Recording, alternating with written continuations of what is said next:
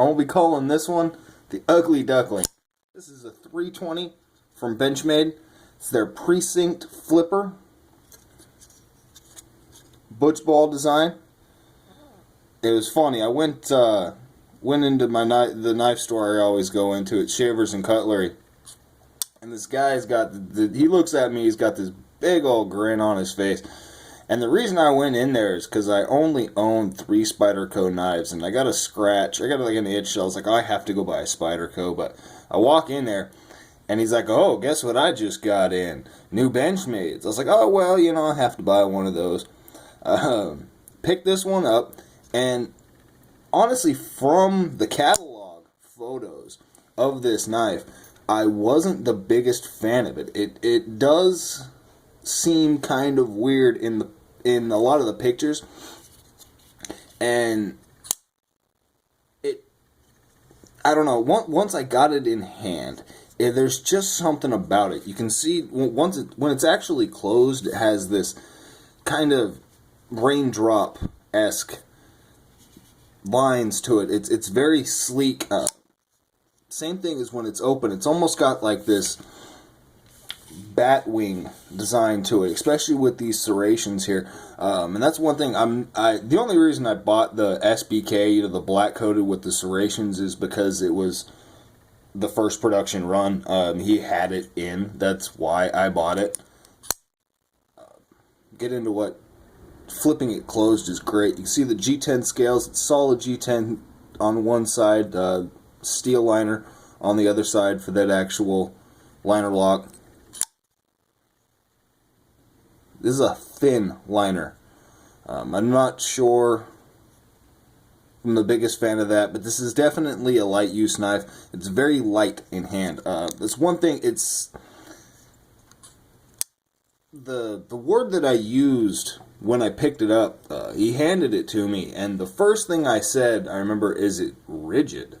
It's stiff, except the movement is not stiff. It's very free floating, very great flipping action, as you can see. But the knife itself just has a I don't know. Rigid is the best way that I can describe it. You can see it is just twin spacers or twin standoffs. The construction there. Very interesting flipping mechanism. It actually isn't using. Let me see this. It actually isn't using the stop pin. If I can get this to come in here, come on. Maybe. There we go. It actually isn't using the stop pin as an over travel stop. You can see that there's a the little bar actually running across right there. That secondary bar is actually the over travel stop. It has that octagonal or hexagonal stop pin. It's an adjustable stop pin that Benchmade's been putting on a lot more of their knives recently. The biggest thing that I really like about this one is the actual location of the detent, right? The location of the actual detent ball, that actual engagement there, is sitting right on the back of the actual milling for the lock engagement, right? For that actual lock face. And so what this does is you can set it right on that detent ball, right? You can see it, any flipper, any liner lock, actually any proper liner lock, there's always that little bit where it has to flip over the actual blade while you're closing the knife. If you get it pushed at just the right angle, this thing slams itself shut.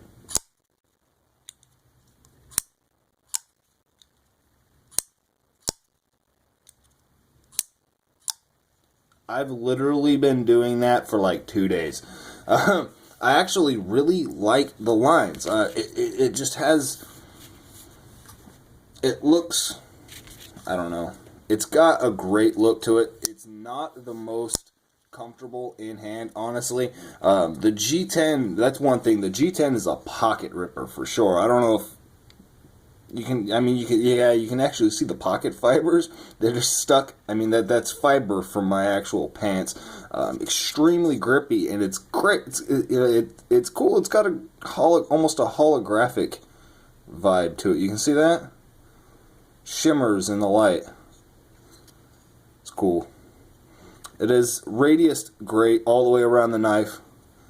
So that isn't exactly where my problem comes in specifically with it. This knife forces you to hold it in this fashion here. This is comfortable, right? I'm going to be able to hold this knife for a very long time. It doesn't have any hot spots. There's no problem, right? But the moment I move my grip to something like this, you can see here that it's not sitting flush in my palm. The only bit that's actually making contact with the back of my palm is right up in this region here, right? So there's all of this flex and all of this play, and at the same time my pinky is kind of sitting off in the middle of no man's land on this shelf, right? There's this radius that comes out and then a shelf where my pinky is just kind of sitting off into the middle of nowhere. It's not the most comfortable for a hammer grip. However, once you get into a rapier grip, I guess, I don't know, sword grip, fencing grip, this feels fantastic. The jimping is great. It's a little bit less aggressive than something you find on like a Spyderco, but you can see the angles there. It's great. It works fantastic. It's on that little ramp. Gives a great purchase. The back of the flipper, that's kind of multi-purpose. And I say that because if you flip like this, then it's obviously purposeful. You're going to get a lot of grip. But what I found with this is it's just easiest to push directly down. It's like that with a lot of flippers, and this one is definitely the case. If I push up this way, right, the blade won't close itself. Well, did that time, but you see, it doesn't close itself all the way. If I push directly this way, directly across the pivot, when it's disengaged like that, it slams itself shut. I'm trying to actually get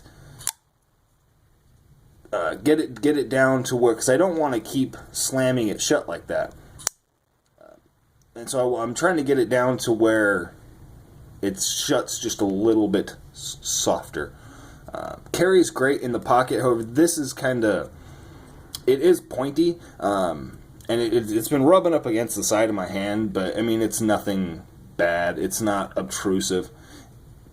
Let me actually give you the specs on this one. It's got a 3.3 inch blade length. It's 0.12 inches thick. The handle length is 4.4 inches. It's got an overall length of 7.7 inches.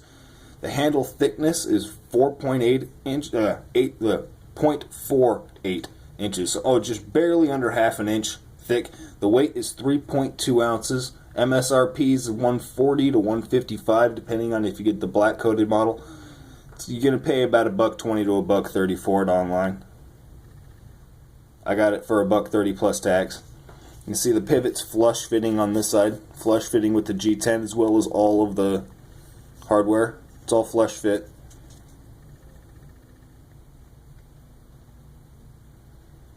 G10 is very, very grippy. Almost aggressively grippy. Deep carry pocket clip. I love Benchmade's deep carry pocket clip. However, it is kind of a problem on this knife with retrieving it from your pocket, trying to pinch it. You're kind of forced to pull it out of your pocket like this, just because with as grippy as this G10 is, it gets such a crazy hard purchase in your actual pocket, and this is so, it's pointed, right? So I have slipped off a few times trying to retract this out of my pocket. I've actually slipped off and not been, had to readjust my grip, pull it out like this. I've never had a problem retrieving, pulling it out of my pocket like this. I think it'd be like that. I don't know. Ball bearings. I almost didn't even mention that one. This actually features Benchmade's thrust bearing system, which is basically, it's an IKBS-like system. ball bearings. I'm not actually sure how many bearings are in the actual washers themselves, but one of they're set into the G10 itself. I'm not going to be able to get that on camera, but it's not. I don't want to use the word smooth because it's really not that smooth. There's a little bit of, I can feel them rolling. You know what I mean? I can feel it rolling. There's no resistance. I mean, it's very free floating, very, very soft, very, you know, there's no resistance, but I don't want to use the word smooth. Maybe that'll break in. D10's fantastic.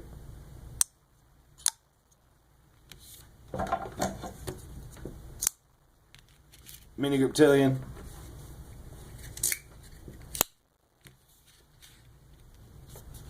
Full-size Griptilian. So you can see it's just a little bit smaller than the full-size Griptilian.